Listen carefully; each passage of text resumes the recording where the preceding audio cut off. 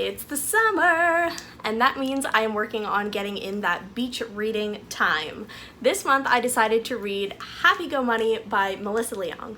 I chose this book because I'm really interested in learning more about the mindset behind money, and this book seems to be the perfect blend of mindset conversation and also actionable steps.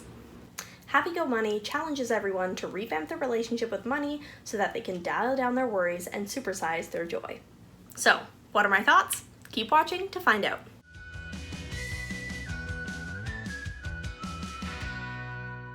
Hello everyone, welcome to the Ready Set Life YouTube channel. My name is Brittany and I am a millennial financial coach who makes videos all about taking the fear out of finance. Make sure you hit that like button if you enjoyed this video and subscribe if you haven't already. I put out new videos every single Thursday and you don't want to miss them. So let's start with the important stuff. Melissa is Canadian. Okay, maybe that's not the most important thing. Her book is actually quite open to both the States and Canada, but I love supporting other Canadians and reading things like CTV's Financial Expert for the Social. CTV. And it really helps when all the statistics and programs are mentioned in the US context as well as Canadian. I appreciate that a lot. That aside, I think it's the sentiment of this book that really hits home with me and made me decide to pick it up. I've always been on this chase of how do I satisfy myself or how do I stay happy? And of course, since the start of this business and the fact that I'm a money coach, that's evolved into this extra layer of what does this look like in my financial life? Or what can this look like in my clients' lives and how do I teach that to them? I often think when we talk about money and happiness, it's coming from that money can't buy happiness place. But that's not totally true. More money does give you more freedom and it does give you more opportunity. It's just what we do with that money that really makes the difference. And this book does a really great job of explaining that myth a little bit. Not necessarily debunking or addressing it directly in any way, but understanding that happiness doesn't come from the amount of money that you have. She starts off with a short introduction, which basically explains her history on money and happiness and what the book is, and more importantly, what it is not. I'm not going to tell you to give up your daily latte. I'm not going to suggest that you forego a new cell phone or that you don't upgrade to a bigger home or give up your dream wedding. But let's be clear about what really makes you happy and what kind of life you want, and how to get that through smart spending, simple saving, and taking control of your money. If I had to summarize my coaching philosophy, I think it would be pretty similar to what she just said there. Going forward in the book, she starts off with a few chapters on mindset.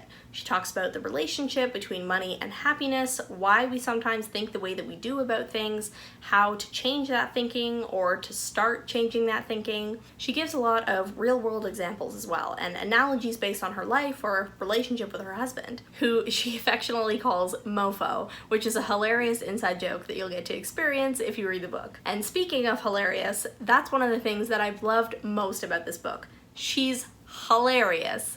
As an example, in chapter 2 called F the Joneses, even that in itself is a testament to her funny, she's talking about the negativity that we can sometimes get from comparing ourselves and what happens when we hold grudges. And she says, it's like me after an all-you-can-eat Brazilian steakhouse meal, literally weighed down by beef.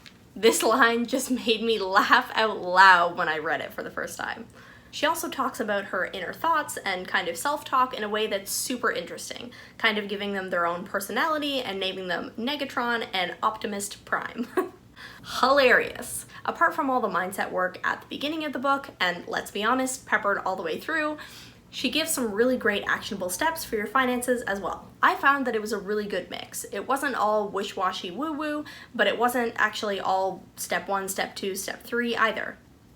There was a really good balance of fun and lighthearted discussion, and it was really freeing with a lot of choice involved. And I appreciated that a lot. I find that sometimes self-help books or finance books are pretty one-sided, or at least do these specific things in this specific way to be successful. But this book left a lot of space for actually addressing your personal wants and needs as well. For example, when she was talking about making her budget, she says, remember, you're in control. You're the bachelor/bachelorette, and your budget is like your rose ceremony. You're the star, and everything is available for your happiness. All you have to do is dole out the flowers to the choices that truly fulfill you. This is really how I coach as well, so it was cool to see that we kind of had the same perspective on things like this. Also, you know me, I'm a total sucker for a good activity, and this book was filled with tangible, actionable steps that you can actually use for your real life as well. At the end of each chapter, she includes a money to-do list where she lists out things that you can actually do to implement the things that she's talking about in each chapter. And she also lists a money talks list where she just has a few questions to ask yourself or brainstorm with yourself to understand how the things that she's talking about are resonating with you. Like in chapter 18, when she's talking about retirement, she lists out all the different accounts and notices that you need to look for, yes, for people living in both Canada and the US. And in the Money Talk section, she asks us to think about what our silver fox, our future retired self, would want to say to us, or what we'd want to say to them. Overall, I really like this book a lot. I think it's really great for someone just starting out with money or diving into the financial world because it's got some really good foundational mindset work that we should all be thinking about. If you're feeling down and, dare I say, sad about something surrounding your money, read this book. No, it's not the magic fix, but it will give you a lot to think about and just might work. Thanks so much for watching this review. If you are interested in more book reviews, I've linked my playlist right here so you can continue. And if you're interested in just more content from this channel in general, here's another video that you might be interested in as well. Have a great week, and until then, I hope you're all having a healthy and happy financial life. Bye!